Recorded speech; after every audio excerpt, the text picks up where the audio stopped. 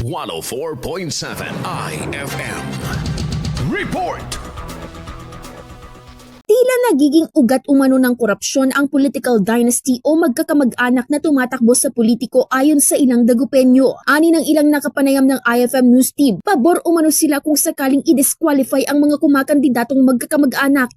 I do not agree with political dynasty actually. Why?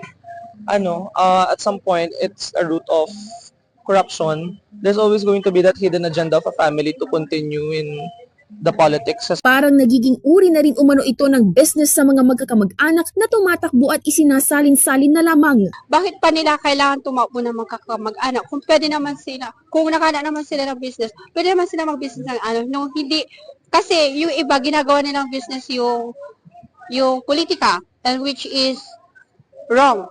Bigyang daan umano na magkaroon din ng pagkakataon para sa iba pang personalidad na nais tumakbo sa pwesto upang makapagsilbi sa mamamayan. Kahit pa magkakamag-anak ang pumwesto at maihalal, kung wala rin umanong makikitang pagbabago ay wala rin umano itong saysay. Samantala, ramdam na rin ng mga botante ang samut-saring pakulo na isinasagawa ng ilang kandidato ngayong midterm election 2025. Kasama mula rito sa IFM Dagupan, ito si Idol Joanna De Vera, Tatak IFM. IFM News. IFM News. IFM News.